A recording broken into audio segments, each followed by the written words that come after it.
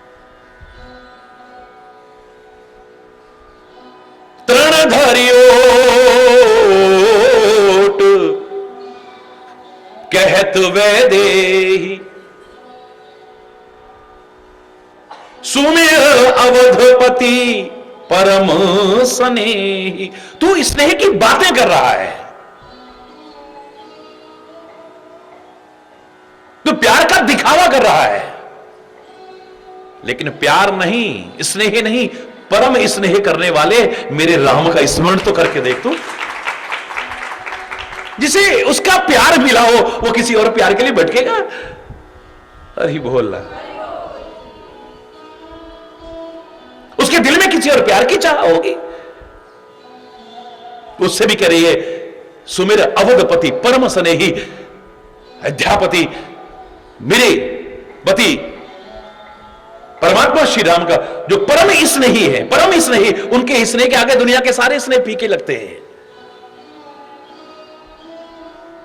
अरे राज्य के सुख भी जंगल के दुखों के आगे जब कुछ नजर ना आए, वो जंगल के दुख भी जरा सा कुछ नजर ना आए और वहां पर भी परम सुख मिले, कैसा प्यार होता होगा सोचिए। उनके लिए कष्ट उठाने को तैयार है, जंगल के कष्ट उठाने को, राज्य की सुख सुविधाओं को त्याग करके इतनी सुकुमार जानकी जंगल के कष्ट और हंसते हंसते सहन कर रही है।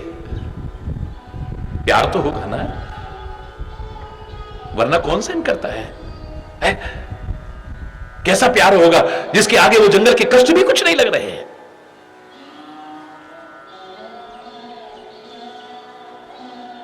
अरे हो रावण, सुन दस मुख खग्योत प्रकाशा, कबहू की नलनी करई विकास। अरे ओ 10 मुख वाले, यानी बड़बड़ बोलने वाले, एक जुगनू अगर सामने आ जाए तो क्या कमल खिल जाएगा? जुगनू के प्रकाश के सामने कमल जब भी खिलता है सूर्य के प्रकाश से ही खिलता है, जुगनू के प्रकाश से नहीं, पतंगे के प्रकाश से नहीं। सुन दस मुख खग्योत प्रकाशा, कबहू की नलनी करई विकासा। असमन समुझ कहत जान की, खल सुध नहीं रघुवीर बान की। तेरे को श्री राम के बान की सुधि नहीं है? अरे बोला, अरे वो दुष्ट, अरे वो मूर्ख, ये वो कमल नहीं है, ये वो कमल है, मेरा हृदय रूपी कमल खाली राम रूपी सूर्य के प्रताप से ही खिल सकता है, तेरे जैसे जुगनू के से नहीं। सठ सूने हर आने मोही, सूने में हरण करके ले आया मेरा अधम निलज्ज, लाज नहीं तो ही। अरे ओ अधम, अरे ओ बेशर्म, तुझे शर्म नहीं है, लाज नहीं है तेरे को?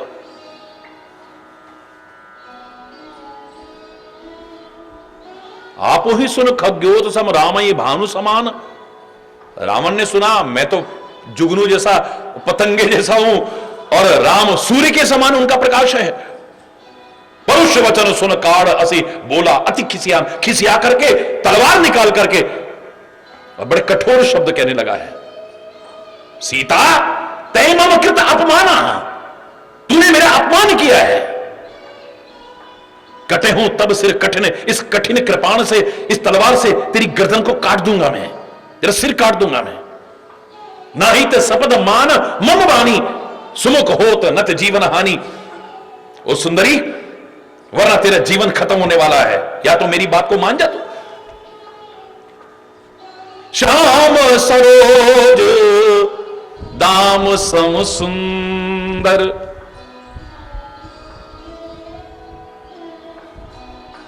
हरि बोलना, जोर से बोलना और जोर से बोलना।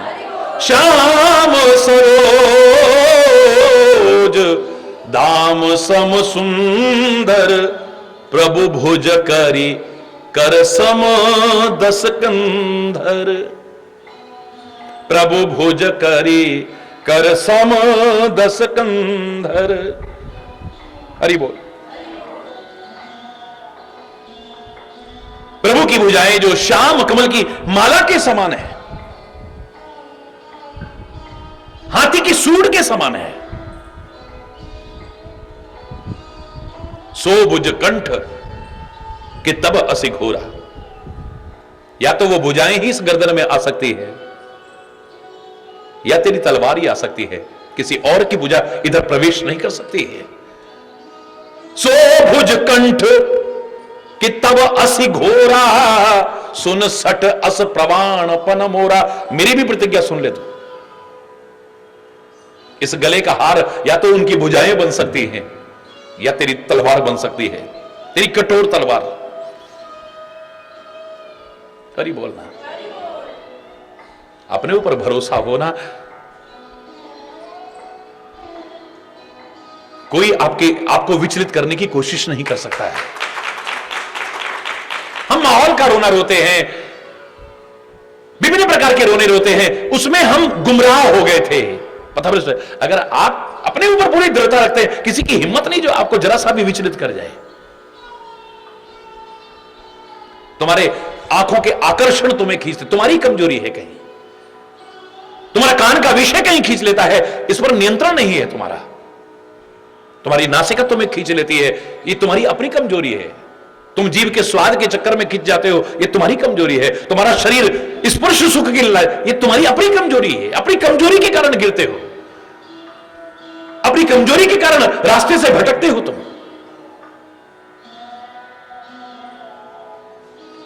मैं तो एक ही बात कहूंगा कि मन एक ही है, 10-20 नहीं है। इसे कहीं लगा दोगे ना, ये मन कहीं जाएगा ही नहीं। आप फिर ये आपके नियंत्रण में रहेगा। ये इंद्रियां हमारे नियंत्रण में, और ये अगर हमारे नियंत्रण में है ना, तो यात्रा निर्विघ्न पूरी करोगे। याद रखना, ये घोड़ों की तरह है हमारी इंद्रियां, हमारा मन। घोड़े अगर हमारे कंट्रोल में है, यात्रा निर्विघ्न पूरी कराएंगे। और अगर ये हमारे कंट्रोल में ना रहे ना, हमारा आंखों पर कंट्रोल ना रहा, हमारा कान पर कंट्रोल ना रहा, हमें नासिका पर कंट्रोल ना रहा, हमें अपनी जबान पर कंट्रोल ना रहा, अपने हाथों पर कंट्रोल ना रहा, अपने पैरों पर कंट्रोल ना रहा, अपने मन मस्तिष्क पर कंट्रोल ना रहा, अगर अपने ऊपर कंट्रोल ना रहा, तो इन अनियंत्रित घोड़ों की तरह ये कब खड्डे और खाई में गिरा देंगे पता भी नहीं चलेगा। कब गिरा देंगे, कब पतन हो जाएगा। हरि बोलना।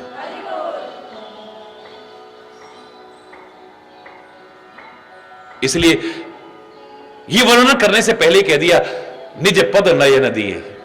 नेत्रों को तो अपने चरणों की तरफ यानी नीचे रखें। ये नहीं कि इधर इधर इधर उधर, नियंत्रण हो इन पर। ये वो मार्ग है, यहां चंचलता नहीं।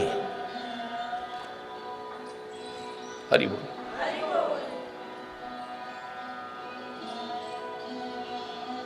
अगर चंचलता समाप्त नहीं हुई, भक्ति के क्षेत्र में आप आगे नहीं बढ़ पाओगे, मन ही नहीं लगेगा आपका। आप भी गाते हो ना, ये मन बड़ा चंचल है, कैसे तेरा नाम जपूं, जितना इसे समझाऊं। वो समझाते हैं, देख इतनी बेइज्जती होती है, इतना शर्मिंदा होते हैं, इतनी गलतियां हो जाती हैं, अब नहीं करेंगे, अब नहीं करेंगे। फिर हरि बोल। जितना इसे समझाऊं, ये उतना ही मचल जाए। मन एक तरफ लगा हो बस। क्या कहा था गोपियों ने, उधो मन न भय 10-20, एक हो तो सुई गयो श्याम संग को आराधे ईश। एक मन था, वो कन्हैया चुरा के ले गया, अभी दूसरा मन है कहां जो कहीं और लगाने की कोशिश करे। हरि बोल। ऐसे नहीं हम चाहने वाले, आज तुम्हें कल और को चाहें। ऐसे लोग क्या कहते हैं, ऐसे नहीं हम चाहने वाले, आज तुम्हें कल और को चाहें। फेंक दे आंख निकार के वो, जो दूसरी ओर निगाहें मिलाएं। जब तक घट में प्राण रहे, यह नेह का नाता तुम्ही से निभाए। और नहीं कछु चाह हरि, बस आपको चाहें और आपको पाएं। हरि बोल।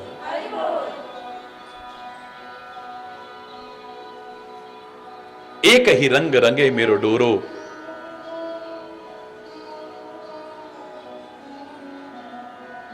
रसनानित राम ही राम जपे। है एक ही रटन रहे, दूसरी रटन ना आए यहां पर। एक ही रंग रंगे मेरो डोरो, कानन दूसरो नाम सुनो नहीं। एक ही रंग रंगे मेरो डोरो, धोखे हो दूसरो नाम कढ़े, रसना मुख बांध हलाहल बोरो। ठाकुर चित्त की वृत्ति है, हम कैसे हो टेक तजे नहीं भोरो। मेरी बाबरी वो अखियां जर जाएं, जो सामरो छोड़ निहार ही गोरो। एक बार जो मेरी आंखों में बस गया, दुनिया की निगाह में वो सांवरा होगा। अब ये आंखें किसी और गोरे की तरफ जाएं, अरे बोलना, मेरी बाबरी वो अखियां जर जाएं, जल जाएं वो आंखें, और कुछ हमें अच्छा लगे। अवधवासी क्या कहते हैं? जरहु सो संपत्ति सदन सुख। कोई कह सकता है हमारा घर जल जाए, बोलो हमारी संपत्ति जल जाए, कोई कह सकता है क्या? और कहना चाहिए क्या? बिल्कुल नहीं कहना चाहिए। जरहु सो संपत्ति सदन सुख, सुहृद मात पितु भाई। ले, मेरे सारे हितैषी वो जल करके खाक हो जाएं, माता पिता जल जाएं, भाई जल, मेरे को कुछ नहीं चाहिए। बताइए कौन कहेगा? सन्मुख होप न राम के, सहज जो करे ही सहाय। परमात्मा की ओर जो आगे बढ़ने के लिए सहायता ना करें, बल्कि विघ्न डालें, ऐसे तो वो जल जाए, चाहे कुछ भी क्यों ना हो। जरूर सो संपत्ति सदन सुख, जो मेरे को भगवान से दूर करे। नहीं चाहिए मुझे ऐसा सुख, नहीं मुझे चाहिए ऐसी संपत्ति, नहीं चाहिए ऐसा परिवार, कुछ नहीं चाहिए ऐसा जो भगवान से मेरे को दूर कर दे, मेरे प्रभु से मुझे दूर कर दे। हरि बोल।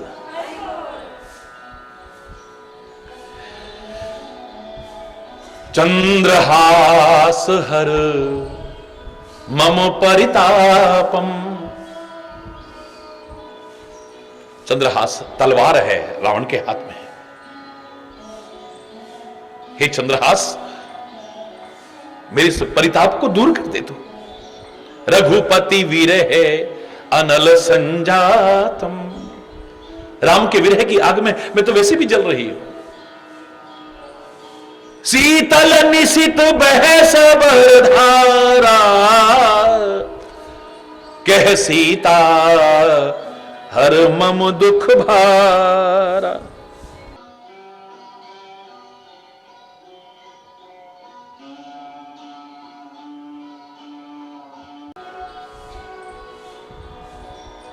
तीव्र और श्रेष्ठ धारा बहाती है।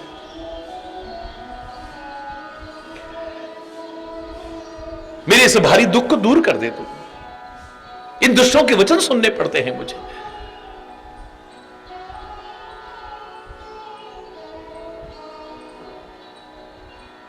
मेरे कान ये सब सुनने को तैयार नहीं है, मेरी आंखें और कुछ देखने को तैयार नहीं है, मेरा मन कहीं और।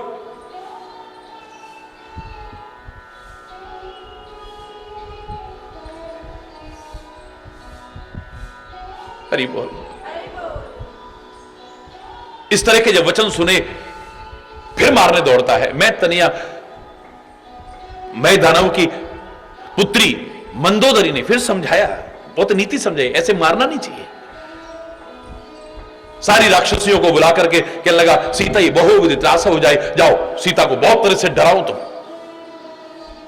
लेकिन याद रखना, अगर परमात्मा पर भरोसा हो ना, और परमात्मा के बल पर अपने ऊपर भरोसा हो, दुनिया में कोई तुम्हें डराने की हिम्मत नहीं कर सकता है।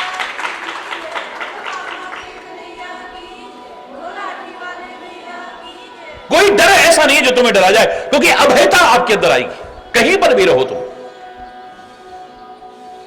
वो है ना मेरे साथ, वो है, उसकी कृपा है मेरे साथ, मुझे डरने की आवश्यकता नहीं है। अगर डरता है तो खाली इस बात से डरता है मुझसे कोई गलती ना हो जाएगी, परमात्मा से कहीं दूर ना हो जाऊं मैं, कभी मुझसे कुछ गलती ना हो जाए, बुराई के मार्ग पर पैर ना रखा जाए, किसी का बुरा ना हो जाए, किसी की बुराई ना हो जाए, बस डर लगता है तो इस बात से, बाकी किसी से डर लगने का सवाल ही नहीं है। वो डरता नहीं है।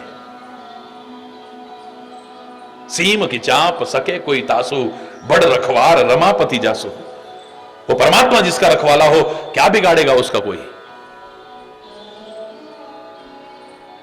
10,000 गज बल घटो, घटो न 10 गज चीर। हरि बोल। 10,000 गज बल घटो, घटो न 10 गज चीर। कहा करे वैरी प्रबल, जो सहाय रघुवीर। अगर वो सहायता करे, ये शत्रु क्या बिगाड़ सकता है, बाल बांका नहीं कर सकता है। जाको राखे साइया, मार न सके कोई, बाल ना बांका कर, बाल बांका नहीं कर सकता कोई। एक तो क्या, चाहे सब जग वैरी होए। हरि बोल।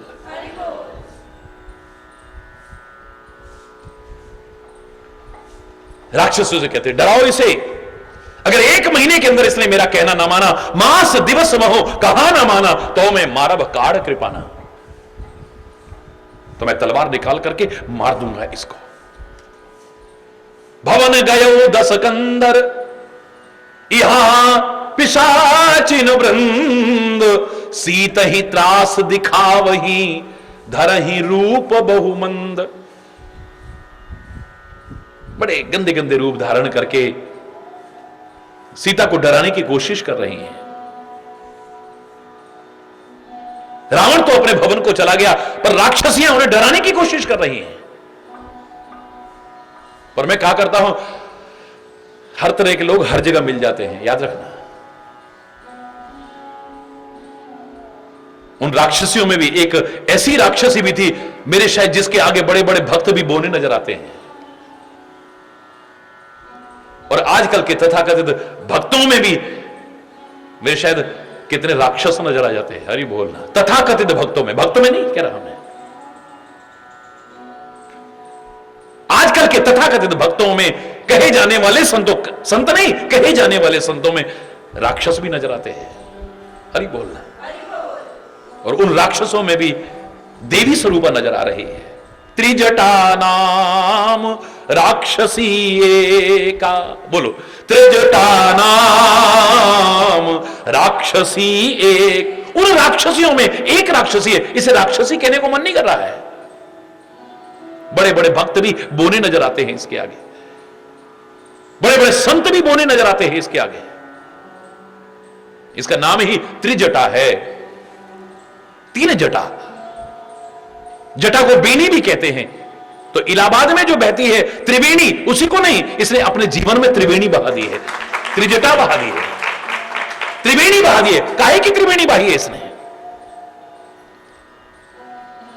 जिसका संदेश गीता दे रही है, जिसका संदेश भागवत दे रही है, जिसका संदेश रामायण दे रही है, जिसका संदेश गुरु ग्रंथ दे रहा है, जिसका संदेश कुरान और बाइबल दे रहे हैं, जिसका संदेश हमारे वेद शास्त्र देते आए हैं। कर्म भक्ति और ज्ञान की त्रिवेणी बहा दे।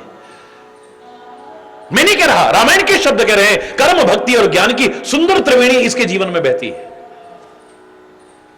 जो इसका कर्म है वो भी कर रही है, जो कर्तव्य है उसको कर रही है, तो कर्म तो करती है। पर त्रिजटा नाम राक्षसी एका, राम चरण रति। राम के चरणों में बहुत प्यार करती है, यानी भक्ति भी इसके जीवन में है। राम के चरणों में प्रेम करती है। और निपुण विवेका, विवेक में निपुण है, यानी ज्ञान भी है इसके जीवन में। कर्म भक्ति और ज्ञान की सुंदर त्रिवेणी इसके जीवन में बह रही है।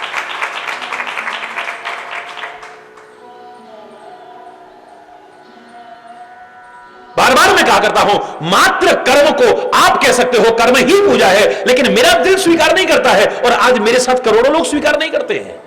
जब उन्होंने सुना मेरे को, ईश्वर की कृपा से, हर कर्म पूजा कहलाने लायक नहीं हो सकता है। कुछ ऐसे कर्म भी है जिनके साथ अगर ज्ञान ना हो, विचार ना हो, पश्चाताप होता है। बिना विचारे जो करे सो पाछे पछताए, काम बिगाड़े आपनो जग में होत हसाए। हंसी उड़ाते हैं। कर्म पूजा करके पश्चाताप नहीं होता है, ग्लानि नहीं होती है, शांति मिलती है। लेकिन बिना विचारे जो करते हैं, यानी कर्म के साथ अगर ज्ञान ना हुआ, विचार ना हुआ, विवेक ना हुआ, तो शर्मिंदगी का सामना करना पड़ता है, पश्चाताप का सामना, ग्लानि का सामना करना पड़ता है।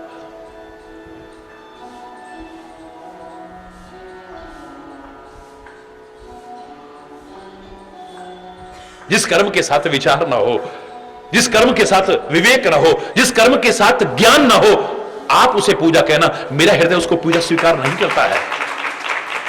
मैंने कहा था, एक व्यक्ति अपनी दुकान पर बैठा हुआ है, यह उसका कर्म है और कर्म ही पूजा है कहने वालों, मैं आपसे पूछता हूं, अगर वो कम तोलता है, बेईमानी करता है, धोखा देता है, खाने पीने की चीजों में मिलावट करता है, अब कर्म तो कर रहा है, आप कहते हो कर्म ही पूजा है, उसके कर्म को पूजा कहोगे? उस गंदे खान पान के कारण लोग बीमार पड़ रहे हैं, मर रहे हैं, लोगों की जिंदगी से खिलवाड़ कर रहा है चंद रुपयों के लिए, बेईमानी कर रहा है, लोगों को धोखा देने की कोशिश कर रहा है।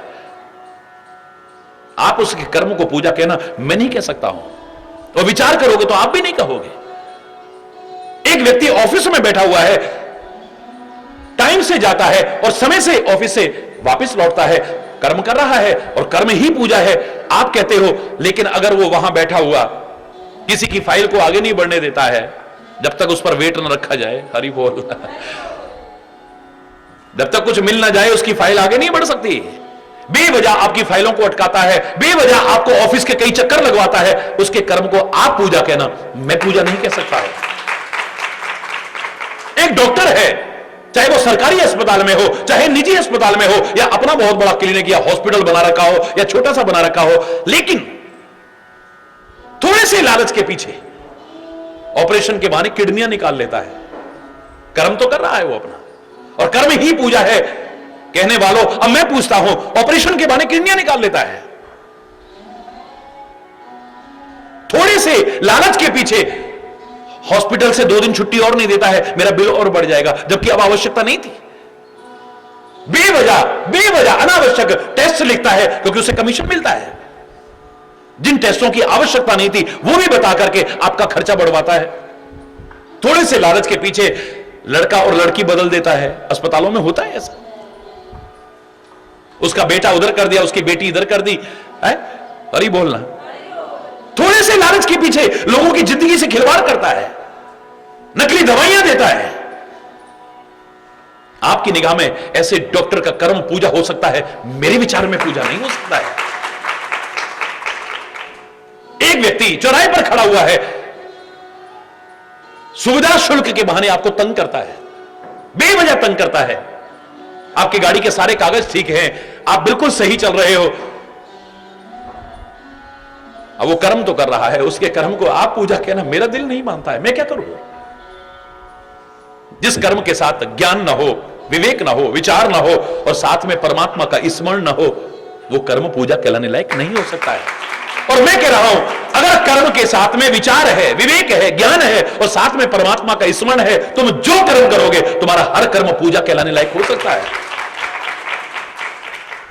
और कोई बना पाया ना बना पाया, जिसे लोग राक्षसी समझते हैं, लंका जैसी अपवित्र समझे जाने वाली नगरी में रहने वाली वो राक्षसी अपने जीवन में त्रिवेणी बहा रही है। त्रिजटा नाम राक्षसी एका, त्रिजटा नाम राक्षसी एका, रामचरण रति निपुण विवेका, रामचरण रति निपुण विवेका। सबनो बोल सुनाए सपना, सबको बुलाती इधर, मैं तुम्हें अपना एक सपना सुनाती हूं। मैंने एक स्वप्न देखा है, हरि बोलना। अब सपने क्या होते हैं? बहुत से लोग प्रश्न पूछते हैं, ये सपना क्या हो, हमें ऐसा सपना आया, हमें ऐसा सपना आया। सुन, हमारे यहां स्वप्न फलादेश के बारे में भी वर्णन मिलता है। हालांकि मैं तो कहूंगा सपना तो सपना है, हकीकत हकीकत है। हकीकत में जीने की कोशिश की, सपनों में जीने की कोशिश मत करो। लेकिन फिर भी ये स्वप्न क्यों आते हैं? हमारे शास्त्रों ने 3 कारण बताए हैं। एक तो जो सारा दिन आप सोचते हो, सारा दिन जो जीते हो वो रात को आपको स्वप्न में दिख सकता है। सारा दिन जो सोचते हो, सारा दिन जो करते हो, सारा दिन जो बोलते हो, सारा दिन जो पढ़ते हो, सारा दिन जो देखते हो, उसमें से कुछ आपको रात को सपने में दिख सकता है। हरि बोलना, जोर से बोलो ना। सपने दिखने का पहला कारण। दूसरा कारण, कुछ सपने भावी घटनाओं के सूचक होते हैं। स्वप्न फलादेश जो जानते होंगे वो बता देते हैं इस स्वप्न का अर्थ ये है, उस स्वप्न का अर्थ ये है, इस स्वप्न का अर्थ है। लोग कहते हैं ना, और ये सांप ने काट दिया, ओहो इसका मतलब धन का लाभ होगा आपको। अरे बोल मलमूत्र में लिपटे हुए हैं, इसका मतलब कोई रोग आने वाला है तुमको। लोग कहते हैं जैसे दांत निकल रहे थे, इसका मतलब कोई बीमारी आने वाली है, कोई दरिद्रता आने वाली है।